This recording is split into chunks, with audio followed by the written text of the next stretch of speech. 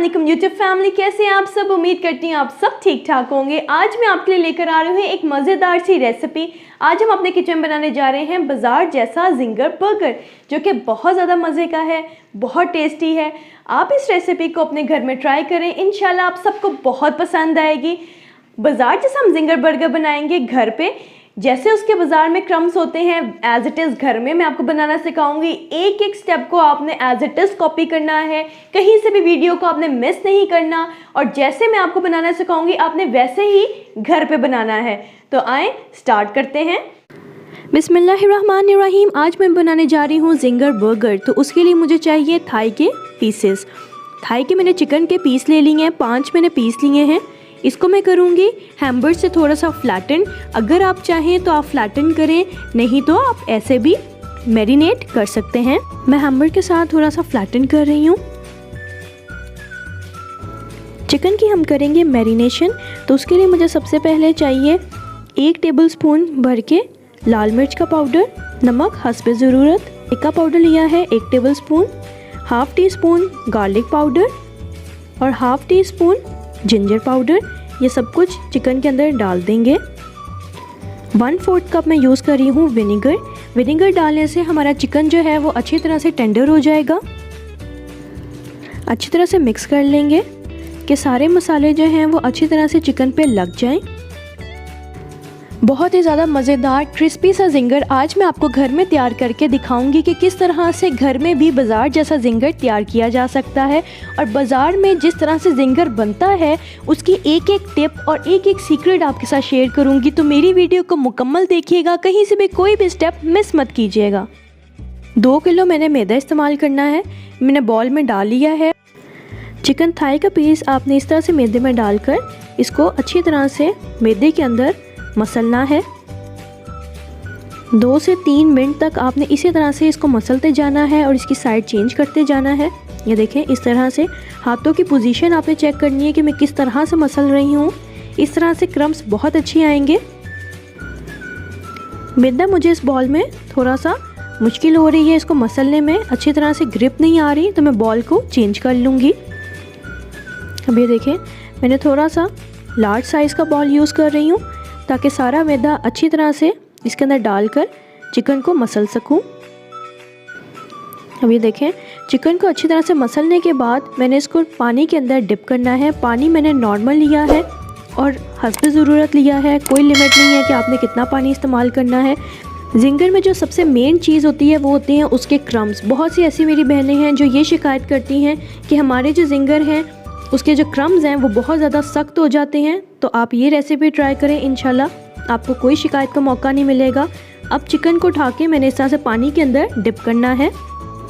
ये देखें, इस तरह से डिप करने के बाद मैंने दोबारा से इसको मैदे के अंदर डालकर अच्छी तरह से मसलना है। ये देखें, थोड़ा सा मैदा ऊपर डालूँगी इसके। ये देखें, इस तरह।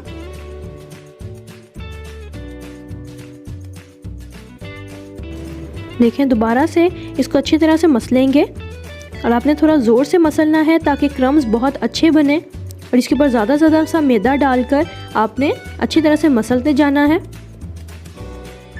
अच्छी तरह से ज़ोर से हम मसलेंगे इसको, ठीक है। लेकिन आपने इस चीज़ की फ़िक्र बिल्कुल नहीं करनी कि आपकी जो चिकन का पीस है वो कहीं से टूट जाएगा या इसके छोटे छोटे से क्रम्स आ जाते हैं बाहर चिकन के इसको मसलते हुए। तो आपने बिल्कुल पैनिक नहीं होना, कोई फ़िक्र की बात नहीं है। आपके क्रम्स अच्छे बनने चाहिए, बस आपने इसी तरह से ज़ोर से इसको प्रेस करते जाना है और इसकी साइड चेंज करते जाना है। ऊपर मैदा डस्ट करते जाएंगे ताकि अच्छी तरह से मसल सकें। और ये देखें आप, ये देखें कितने अच्छे क्रम्स तैयार हो गए हैं। ये देखें, चिकन का पीस थोड़ा सा सेंटर से टूट गया है पर कोई मसला नहीं है। ये देखें कितने अच्छे क्रम्स तैयार हो गए हैं।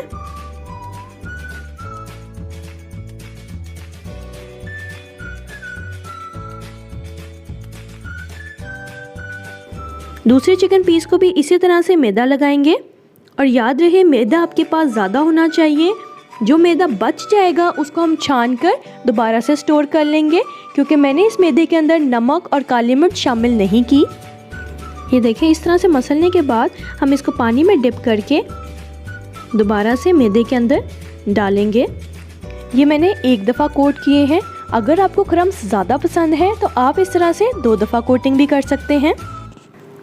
अगर आपने मज़ेदार सा ज़िंगर खाना है तो आप इस रेसिपी को ट्राई करें, क्योंकि मैं लेकर आती हूँ रेसिपी आपके लिए बहुत ज़्यादा टिप्स और ट्रिक्स के साथ। तो ये रेसिपी को ट्राई करना मत भूलिएगा और कमेंट सेक्शन में मेरे साथ अपने व्यूज़ शेयर कीजिएगा कि आपको मेरी रेसिपीज़ कैसी लगती हैं।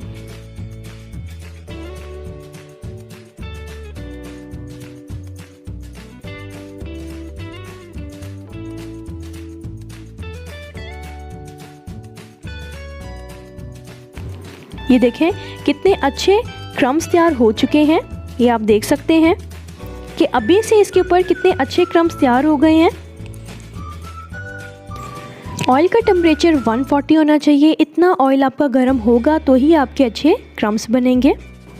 ये देखें चिकन डालते साथ किस तरह से बबल्स बन रहे हैं, इसका मतलब मेरा ऑयल बहुत ज़्यादा गर्म था। अगर आपके पास थर्मामीटर नहीं है तो कोई मसला नहीं है, आपने नॉर्मल फ्लेम पे ऑयल को गर्म होने रख देना है। उसके बाद थोड़े से क्रम्स डाल के चेक कर लें कि आपका ऑयल तेज़ गर्म हुआ है या नहीं। 5 से 6 मिनट के लिए इसको हम फ्राई करेंगे। इसी दौरान हम इसकी साइड भी चेंज कर देंगे, लेकिन 5 से 6 मिनट के अंदर आपका ज़िंगर बिल्कुल तैयार होगा। अगर आप फ्राइड चिकन की रेसिपी देखना चाहते हैं तो उसका लिंक मैं डिस्क्रिप्शन बॉक्स में दे दूंगी, आप वो भी रेसिपी देखिए और उस रेसिपी को भी घर में ट्राई करें। कमेंट सेक्शन में मुझे बताएं कि आपको मेरी रेसिपीज़ कैसी लगती हैं। इसके अलावा ज़िंगर बर्गर तो हर घर में खाया जाता है, सबको भी बहुत पसंद होता है, तो बाज़ार से क्यों लेकर आना, घर में तैयार करें और अपनी फ्रेंड्स और फैमिली के साथ एंजॉय करें। चलें जी 5 मिनट हो चुके हैं और हमारा ज़िंगर बिल्कुल तैयार है, तो इसको मैं निकाल लेती हूँ। ये देखें कितने मज़े के ज़िंगर तैयार हो चुके हैं और आप क्रम्स चेक करें कितने ज़्यादा मज़े के लग रहे हैं। इसको मैंने इस तरह से स्टेनर में डाला था ताकि सारा ऑयल इस तरह से प्लेट में स्टेन हो सके। बंद गोभी की एक मज़ेदार सैलेड तैयार करेंगे। 1 कप मैंने बंद गोभी के अंदर 1 कप मायोनीज़ शामिल करना है। ये देखें सारी मायोनीज़ अच्छी तरह से डाल देंगे। 3 खाने के चम्मच मेरे पास आइसिंग शुगर है, आप घर की पिसी हुई चीनी भी इस्तेमाल कर सकते हैं। ये भी इसके अंदर थोड़ी थोड़ी सी करके मैं शामिल करूँगी। अगर आपको मीठा ज़्यादा खाना पसंद है तो आप आइसिंग शुगर ज़्यादा भी शामिल कर सकते हैं। मैंने 3 चम्मच डाले हैं, आप 5 चम्मच भी शामिल कर सकते हैं। ये सैलेड बहुत ज़्यादा मज़े की है और ज़िंगर के साथ तो और भी ज़्यादा मज़े की लगती है। बर्गर बन को मैंने थोड़ा सा गर्म कर लिया था। अब इस तरह से आइसबर्ग को मैं इसके ऊपर सेट करूँगी। आइसबर्ग का टेस्ट बहुत ही ज़्यादा मज़ेदार होता है, ये आपको किसी भी अच्छे सुपर स्टोर से इजीली मिल जाएंगे। आइसबर्ग आप अपने टेस्ट के हिसाब से डालिए, कुछ लोगों को ज़्यादा पसंद होते हैं और कुछ को कम। मैं नॉर्मल डाल रही हूँ, आप भी इसी तरह से डाल लीजिएगा। अब आपने चिकन ज़िंगर को इस तरह से सेट करना है। मैंने चिकन ज़िंगर का थोड़ा सा लार्ज साइज़ लिया था, थोड़ी सी जो इसकी बोटी है वो भरी है। अगर आप छोटी करना चाहते हैं तो इसको आप सेंटर से हाफ भी कर सकते हैं।